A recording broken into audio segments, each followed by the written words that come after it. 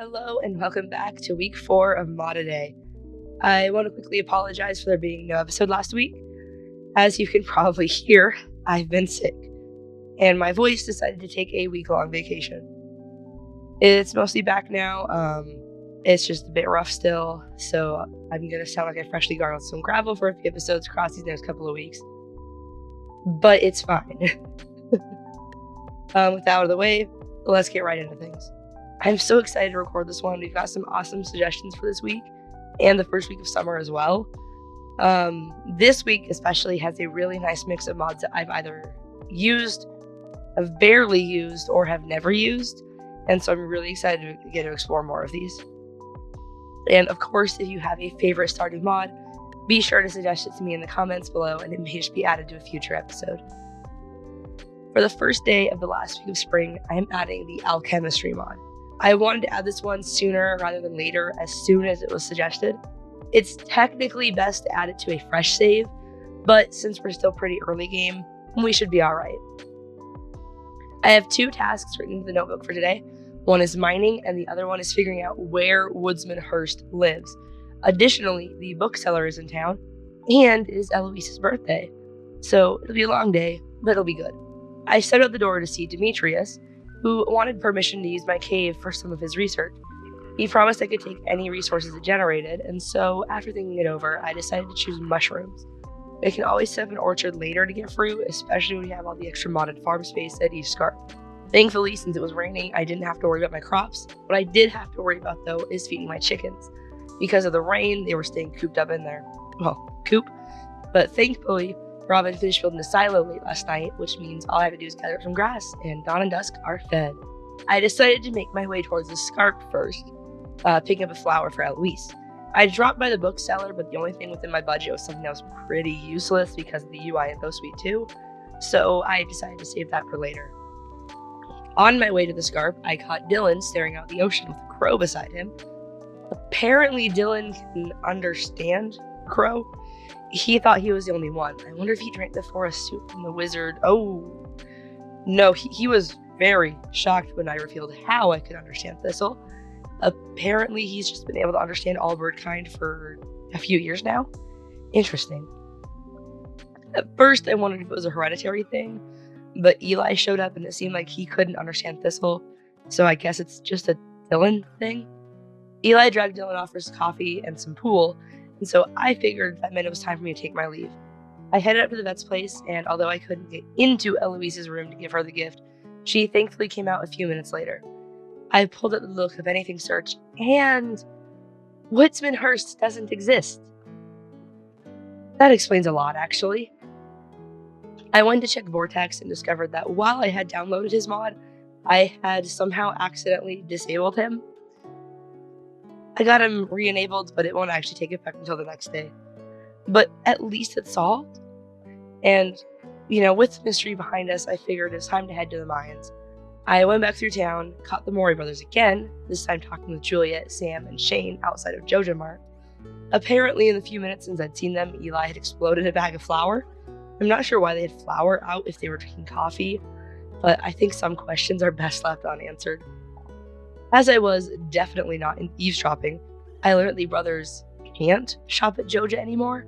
I wanted to go ask what that was all about, but then Morris came out and I had to stop myself from running over and punching him in the face. The man was furious that the trio of employees were a minute over on their break, which just reminded me why I had left the company. Morris seemed especially peeved, though, when he caught sight of Eli and lashed out at the man, even implying that Joja will soon own Pelican Town and be able to kick him off of the streets. Apparently, whatever happened involving Eli also involves some knocked over shelves during a Joja promotion. I would love to get the full story, but Dylan stepped in and informed Morris that he's in the middle of working on a report from Mayor Lewis on Joja's environmental impact in the valley. Man, when the quiet one snaps, you know it's bad. Something Morris seemed to agree on as he backed off and went back inside. I wanted to keep going to the mines, but all of the Joja drama reminded me that somebody pointed out I never went to check on the clearance bin mod, so I begrudgingly entered the premises. I caught the cashier Claire falling asleep at her station, but thankfully I don't think Morris noticed. I checked, and the mod does seem to be working good now. And although there's nothing I need right now, I do have to admit there's some good potential here, so I'll probably just drop in again to check on it later. After all of that, I finally made it to the mines. Since I just need copper for the rest of my tools, I stuck to the upper floors. During my time in the caves, I managed to get 30 copper ore and a small magnet ring. I also managed to complete a Monster Slayer quest, which means I'll need to drop it on Gil sometime this week. I left the mines just before 1 and caught Marlin staring down the ladder I climbed up. I'll be honest, it was kind of weird, but I just left him be and started the run home.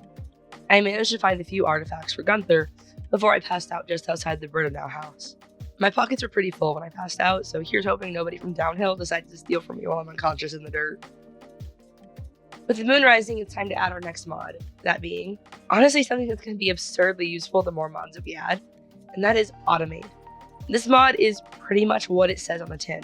I can link up chests and machines, and it will automatically harvest and refill them, allowing me to be more passive about resource generation, instead of having to hang around my furnaces and manually insert things.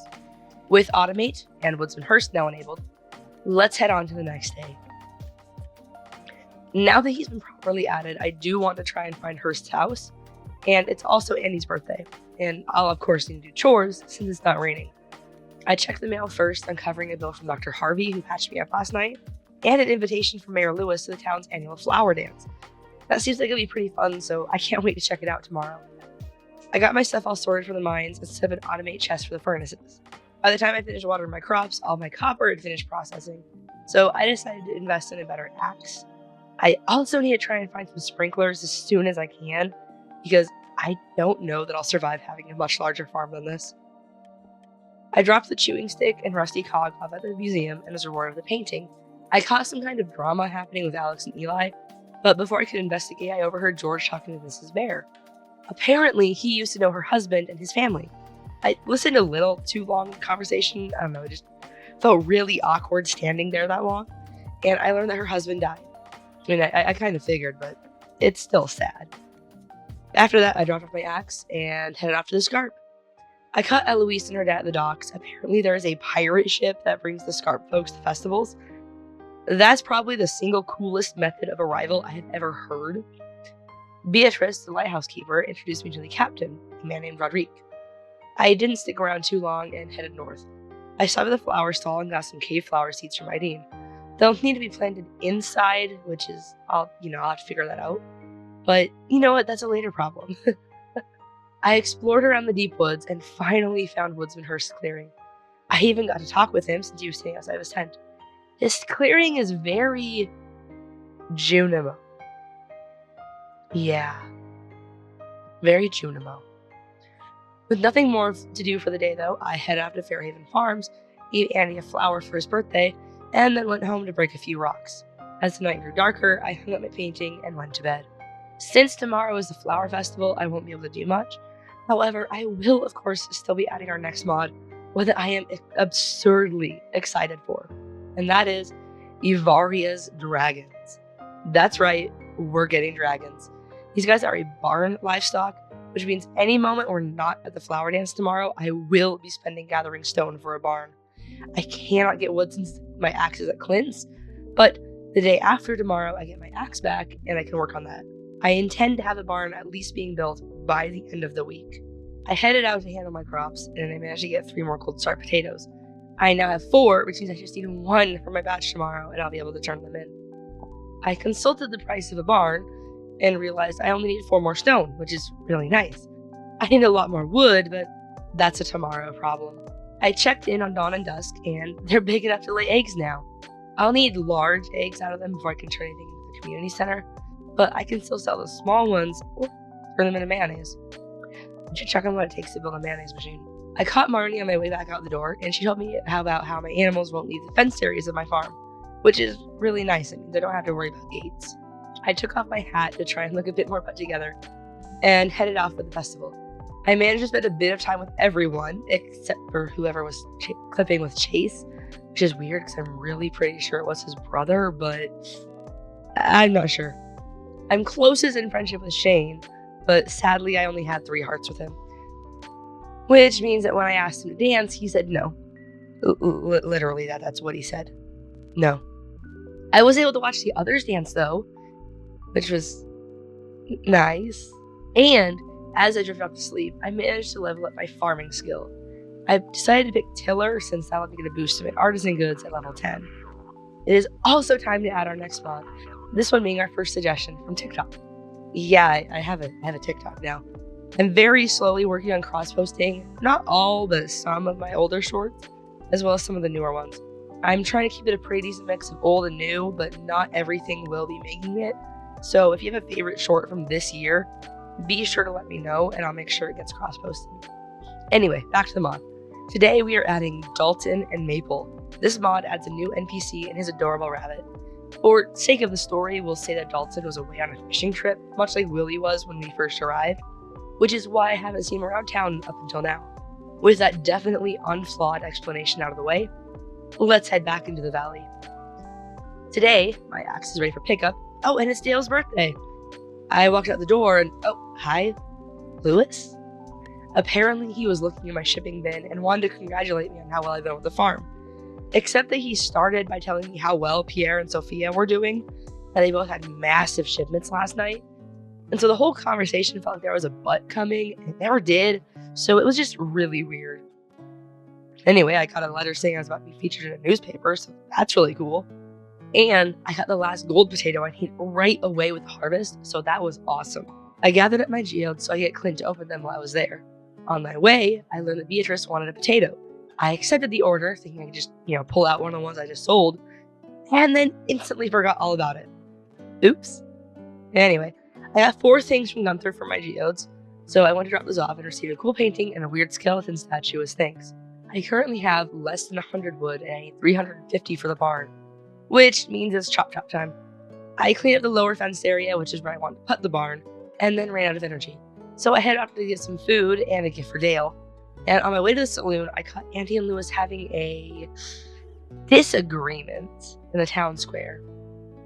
Something about taxes? Ooh, boy. Apparently, Andy's farm is doing very poorly financially, and he's afraid that this will ruin him. He stormed off before Lewis could explain he was working on a proposal to lessen the burden, and asked if I could talk to Andy about it. I agreed, but first, I needed food. I bought some spaghetti and a few recipes, and I spotted a ladder I hadn't noticed before. I climbed up and met an adorable bunny named Maple, and, of course, her owner Dalton. Man, I am on a roll for meeting new people as soon as they're at it and working. I caught Andy outside of Joja and told him about the proposal. He seemed glad to know something was being worked on and went back to work himself. I headed off to the scarp and I began digging around trash cans, hoping to find something acceptable to give to Dale. I somehow offended a rock crab by digging in the trash. So I killed it. I then offended a small child, and sadly it's a lot less socially acceptable to kill him. So I guess I'll just deal with the rumors about how weird I am this is probably going to spark. I managed to find a daffodil for Dale, a fresh one even, not from the trash. And headed back to the farm to keep chopping trees. I chopped until dark, and even later than that, and managed to get more than enough wood for the barn to even hire Robin first thing in the morning. But first, we need some sleep, and of course, add our new mod. Today's mod is another NPC, one that I've never interacted with before, and that is T. He is a member of the Adventurers Guild, and since he steers pretty clear of most folks from the looks of things, we can just say he was off on a guild mission for Marlin, and has only just now returned. Man, so many people have been taking trips lately. Anyway, let's dive right back in. It's Friday, which means the Wandering Trader is back in town. It also happens to be Pierre's birthday, and the birthday of someone named Rosalind. I'm guessing she's a later game NPC, since when I used to look up anything, it tells me she's in the NPC waiting room. I got a letter from Sandra Bear, and apparently her younger nephew and niece will be staying in the Scarp for the summer. I'll have to go meet them when they arrive. I did my chores and quickly went to check on the mushroom cave. I had to clear a few rocks, but it was worth it for the 2 new items for the community center that I got. And with those safely in the chest, I head up to Robin's and no, I don't have gold. No. I ran to start finding and selling forage. I even managed to give Pierre his gift and check on the Wandering Trader. But since she wasn't selling a discount barn, I moved on. As I was foraging, I realized I hadn't seen any alchemistry forageables all week. And yep, I forgot to enable dependency. You'd think I would have double checked the Smoppy log, but it just slipped my mind. And everything I've added since had been simple enough that Yeah, I'll just stop making excuses for myself. I'll stop making excuses for myself. I just need to start checking that as a part of my routine. Although I did get all of the behind the scenes mods for chemistry, I forgot to enable better crafting. I didn't realize it hinged so much on that, but I mean, hey, what do I know? As I kept running for forage, I tragically saw Robin heading into town, which means, unless I want to sit at her house until she comes home and walks by her desk, which believe me, I was tempted, I wouldn't be able to get to the barn until tomorrow. So I figured I'd head to the guild and at least meet T.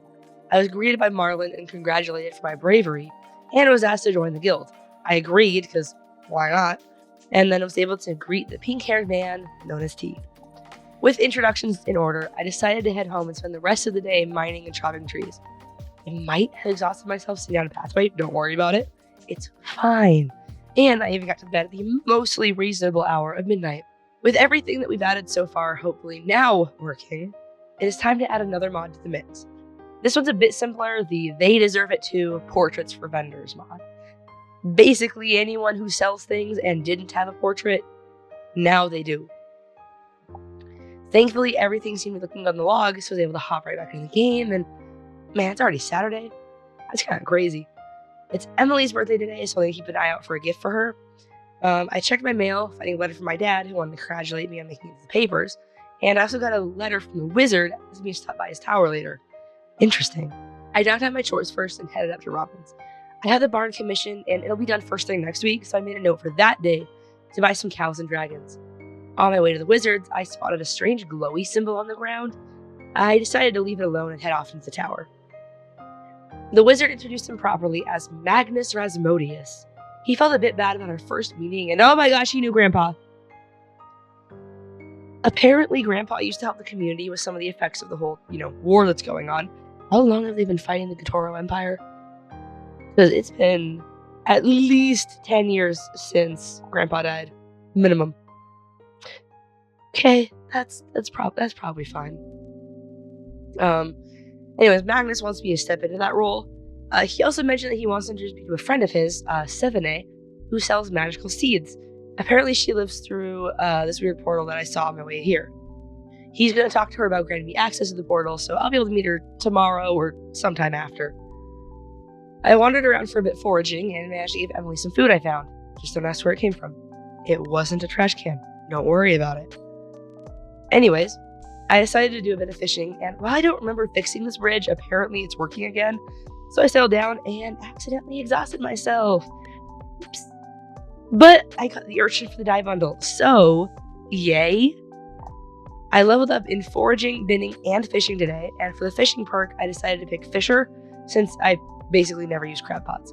Although I can automate those now, so I may have to sip a line of them on the beach or something. With 2 moons in the sky overlooking my profits tonight, I'm sure that's fine, it's time to add our last mod of the week. This one is a really sweet mod called From Grandpa with Love, which adds in a bunch of letters prepared by Grandpa to be given to us upon achieving certain milestones. I opened the door and, wow, that was fast. Mayor Lewis found my grandpa's letters and brought them to me. Told me I should read them when the time felt right. Well, right now, I kind of want to do my chores, so I checked my other mail and I got a letter from Sevene telling me the portal was clear, and a letter from the wizard offering me magic lessons. I ran through my chores, checked with the wandering trader. I ended up buying a poppy and a bream from the community center before heading to the now blue gateway. There's some kind of graveyard up here. No, monster. Oh, wait, no, it's just Sevene. Rasmodius, you could have mentioned that she's a fawn. She tends to the graveyard where the witches and wizards are buried, apparently, and in her free time, experiments with crops. She has some really weird but really cool plants, and she challenged me to grow what she calls an adder's tongue. There's just one problem. It's a spring crop. And today's the last day of spring. Oops. I'll have to get a hold of some garden pots or something. I left for the wizard's tower and I learned that he wants to teach me about mana, and maybe even how to use it. Apparently, I likely inherited my spirit sight from Grandpa, and he used to do this sort of thing. Not enough to be considered a wizard, but enough to do some pretty neat tricks. Our first lesson: mana comes from life energy, but do not take it from still living things, because that is bad and evil. Don't do it. Magnus taught me how to make a mana extractor and tasked me with making one, and with generating a mana orb. It's not too expensive, so I ran home to check my supplies. While I was there, Willie stopped by and told me to fish off of the Shearwater Bridge sometime. Okay. I have a few copper bars, but nothing else for the extractor, so I headed for the mines. On the way, I met Gudrun Bear, who apparently had arrived early with her brother. I'll have to meet him later. I spent some time in the mines, mostly focusing on copper and quartz, although I did also drop down to level 40 to pick up a frozen tear, which I need for the community center. I went home at an actually decent hour and decided to read the first of Grandpa's letters. I might have cried a bit when I read that he knew I'd be coming to the valley someday and that he was so proud of me for doing so. Anyways, with our tears drying, I leveled up in farming and combat and drifted off to sleep for the last time this first spring. And as excited as I am to start summer, unfortunately, our week is now over. I hope you guys enjoyed watching this week of Mod Day as much as I did playing it, and I hope my voice wasn't too bad for you guys. I just want you to know it was so much worse last week. This is my voice better, I promise. And if you have any suggestions for future mods, be sure to leave those in the comments. I've got some good mods on the list for next week, but I am always in need of more for future weeks. So whether it's your favorite mod, or if you just want to, curse me with neon pink chickens or something, I'm sure that exists probably, be sure to send it my way. And if you're watching this series but you aren't subscribed, be sure to change that today. Otherwise, you might not be able to find the next episode as soon as it comes out. As always, I'm Jay, and I'll see you next time. Until then, goodbye.